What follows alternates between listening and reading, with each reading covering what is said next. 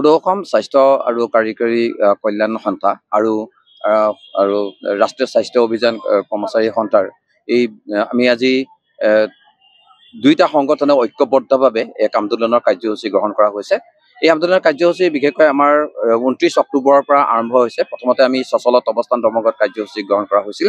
তাৰ পৰ্যায়তে ধাৰাবাহিকভাৱে আমাৰ এতিয়া আজি 3, 4, 5 আমাৰ অৱস্থান ধৰ্মঘট কাৰ্যসূচী অনুষ্ঠিত হৈছে।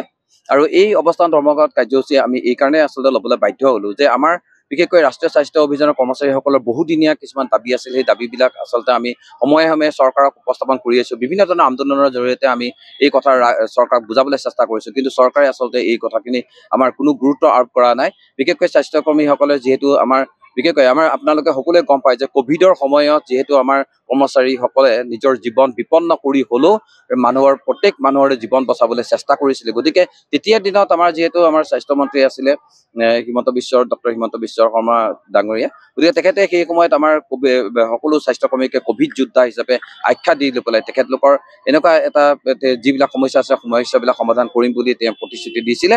পিছত যেতিয়া চৰকাৰ গঠন হ'ল, চৰকাৰ গঠন হোৱাৰ আগমুহূৰ্তত তেখেতে এইটো প্ৰতিশ্ৰুতি দিছিল যে আমাৰ যিহেতু NHM কৰ্মচাৰীবিলাকৰ যিহেতু নিয়মীয়া যেতিয়ালৈকে নহয় তেতিয়ালৈকে 7ম দৰমহা আয়োগ মতে আমাক দৰমহা প্ৰদান কৰিম বুলি তেখেতলোকে তেওঁ পৰিকল্পনা যুগুত কৰিছিল বুলি কৈছিল। কিন্তু তৎসত্ত্বেও আমাৰ যিহেতু ইমান দিন পাৰ হৈ যোৱাৰ পিছতো আমাৰ কোনো ধৰণৰ দাবী আচলতে আমাৰ কোনো ফলপ্ৰসূ আমাৰ ৰিজাল্ট নোলালে। গতিকে আমি সেইকাৰণে আন্দোলনৰ কাৰ্যসূচী গ্ৰহণ কৰিবলগীয়া বাধ্য হৈছো। আমাৰ বিশেষকৈ স্বাস্থ্যকৰ্মীসকলৰ দীৰ্ঘদিনীয়া এক দাবী যাতে সম কামৰ সম দৰমহা, এইটো আমাৰ মূল কথা। তাৰ উপৰিও আমি চৰকাৰক দাবী জনাইছো যাতে আমাক 7ম দৰমহা আয়োগ মতে, এতিয়াতো 8ম দৰমহা আয়োগো আহি পাই গ'ল। গতিকে এই 8ম দৰমহা আয়োগ মতে আমাৰ যিটো নিয়মীয়া কৰ্মচাৰী যেনেকে দৰমহা তেওঁলোকে হেৰিটো বনাব, ঠিক তেনেকে আমাৰ NHM কৰ্মচাৰীসকলকো যাতে 8ম দৰমহা আয়োগৰ অধীনত যাতে তেখেতলোকৰ দৰমহা প্ৰদান কৰে।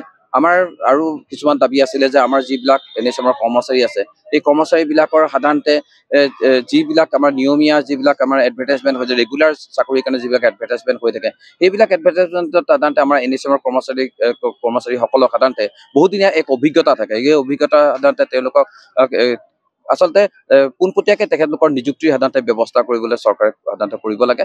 আৰু আমাৰ বিশেষকৈ NHM কৰ্মচাৰীসকলৰ এনেকুৱা হৈ যায় যে আমাৰ ধৰি লওক আজি যদি কোনোবা যদি অৱসৰ গ্ৰহণ কৰে, তেওঁ সাধাৰণতে 1 টকা সাধাৰণতে NHM পৰা নাপায়। গতিকে এইটো এটা চৰকাৰে ব্যৱস্থা কৰিব লাগে যাতে আমাৰ অৱসৰৰ সময়ত যাতে কিবা এটা ভাল যাতে কিবা এটা বিত্তীয় সাহায্য যাতে প্ৰদান কৰে। আৰু ইয়াৰ উপৰিও আমাৰ কিছুমান আছে যাতে গ্ৰেচুইটি প্ৰদান কৰা, আৰু আমাৰ সাধাৰণতে চৰকাৰী পেঞ্চনৰ ব্যৱস্থা কৰা, UPS NPS কিবা এটা নহয় কিবা এটা আমাৰ সাধাৰণতে প্ৰদান কৰিব লাগে। NHM কৰ্মচাৰীসকলৰ সাধাৰণতে স্বাস্থ্য বীমা নাই। গতিকে এইটো এটা স্বাস্থ্য বীমাৰ ব্যৱস্থা সাধাৰণতে কৰিব লাগে। এক্সিডেণ্টেল বেনিফিট যিটো আমাৰ ডেথ বেনিফিট যিবিলাক আছে, সেই বেনিফিটবিলাক সাধাৰণতে সময় অনুযায়ী পাব লাগে। গতিকে এইবিলাক আমি বিভিন্ন ধৰণৰ দাবীবিলাক লৈ পেলাই আজি আচলতে আমি এনেকৈ অৱস্থান ধৰ্মঘট কৰিবলগীয়া হৈছে। আমাৰ ন' ডাউট আমাৰ স্বাস্থ্য বিভাগটো যদি এটা ইমাৰ্জেঞ্চি ডিপাৰ্টমেণ্ট, তৎসত্ত্বেও আমি আচলতে এই আন্দোলনৰ কাৰ্যসূচী ল'বলগীয়া বাধ্য হৈছো। আৰু সাধাৰণতে আমি এইটো চৰকাৰক আজি আমি ক'ব বিচাৰিছো যে চাওক, আমি সাধাৰণতে এনেকুৱা পৰ্যায়লৈ আহিবলৈ বিচৰা নাছিলো, কিন্তু আমাৰ অন্তৰত যিবিলাক আমাৰ খুব আছে আমাৰ আচলতে প্ৰত্যেক NHM কৰ্মচাৰীয়ে ইমান কষ্ট কৰে, 24 ঘণ্টাই ডিউটি কৰি থাকে, তেওঁলোকৰ অন্তৰত বহুত ক্ষোভ আছে। সেই ক্ষোভখিনি আচলতে আজি আচলতে আমি তাক হেৰি কৰিবলৈ আচলতে আগবাঢ়ি আহিছো আচলতে। গতিকে আমাৰ যাতে চৰকাৰে এই গোটেই দাবীখিনি যাতে তেখেতলোকে যাতে অলপ ভালকে বিবেচনা কৰি লৈ পেলাই খুব শীঘ্ৰে যাতে আমাৰ দাবীসমূহ যাতে তেখেতলোকে সমাধান কৰি দিয়ে, সেইটোৱে আমি আচলতে আশা কৰিম। ধন্যবাদ। সঁচাকৈ খুব দুখৰ কথা। পোনপ্ৰথমতে মই সকলো সংবাদ মাধ্যমক অশেষ ধন্যবাদ জনাইছো। আপোনালোক যিহেতু চতুৰ্থ স্তম্ভ, আৰু আপোনালোকৰ জৰিয়তে আমাৰ বাৰ্তা যাতে চৰকাৰলৈ প্ৰেৰণ কৰিব পাৰে, আমি খুব আশাৰে বাট চাই আছো। সঁচাকৈ খুব দুখ মনেৰে আমি একত্ৰিত হৈছো। আমাৰ প্ৰতিটো সময়ত আমাৰ 4টাকৈ 5টাকৈ কেইটামান দাবী আছিলে। সেই দাবীৰ কাৰণে আমি আগতেও একগোট হৈছো, আৰু আজি পুনৰবাৰ, আৰু ইয়াতকৈ আগতে 29 অক্টোবৰত এটা ডাঙৰ চচল গুৱাহাটীত খুব ডাঙৰকৈ ব্যাপক ৰূপত এটা প্ৰতিবাদী কাৰ্যসূচী হৈছিল। আৰু তাৰ পিছতো একো চৰকাৰৰ আমাৰ প্ৰতি একো অনীহা দেখাত আজি আকৌ আমি 3দিনীয়া কাৰ্যসূচীৰে আজি প্ৰথমটো দিন আৰম্ভণি। আৰু আমাৰ দাবীসমূহ আছিলে সম কামৰ সম অধিকাৰ প্ৰদান কৰা, দ্বিতীয়তে বিশেষ নিযুক্তি প্ৰক্ৰিয়াৰ জৰিয়তে আমাক চাকৰি নিয়মীয়াকৰণ কৰা। কাৰণ আমাৰ যিসকল NHM কৰ্মী আছে তেওঁলোকে খুব অভিজ্ঞতা সম্পন্ন, আৰু তেওঁলোক থাকিলে তেওঁলোকৰ জৰিয়তে আমি এতিয়া নতুনকৈ যিবোৰ পদসমূহ হ'ব তেওঁলোকৰ জৰিয়তে পূৰণ কৰক। আকৌ নতুনকৈ আমি পৰীক্ষাৰ জৰিয়তে আমি আকৌ চাকৰি এটাৰ কথা আমি ভাবিব যাতে নালাগে চৰকাৰে। তাৰ তৃতীয়টো হৈছে যে আমাৰ যিখিনি ছ'চিয়েল বেনিফিট বুলি কয়, আমাৰ গ্ৰেজুৱেটি হওক, আমাৰ CPF, EPF এইবিলাকৰ প্ৰতি তেওঁলোকে যাতে অকণমান ধ্যান ধাৰণা কৰে। আৰু লগতে আকৌ আমাৰ যিসকল আমাৰ NHM কৰ্মীসকল আছে, তেওঁলোকে চাকৰি অৱস্থাত যদি কেনেবাকৈ মৃত্যুবৰণ কৰে, আমি নিয়মীয়া যিসকলৰ চাকৰি তেওঁলোকক দেখোঁ যে 60 বছৰলৈকে তেওঁলোকৰ পৰিয়ালে সেই বেনিফিটটো পাই থাকে।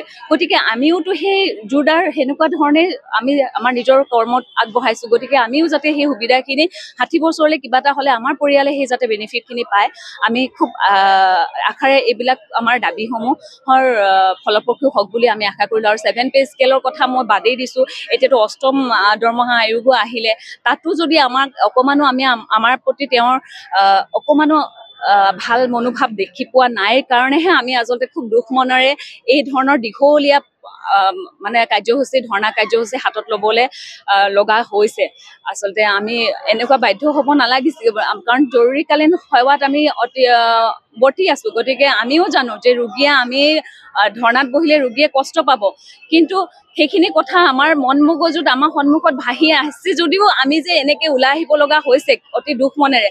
গতিকে চৰকাৰে আমাৰ প্ৰতি কথাখিনি ভালকৈ ভাবক, আমাক অকণমান সকাহ দিয়ক, যাতে আমি আৰু ইয়াত দুগুণ উৎসাহেৰে আমি ৰোগীক যাতে আমি চাব পাৰোঁ।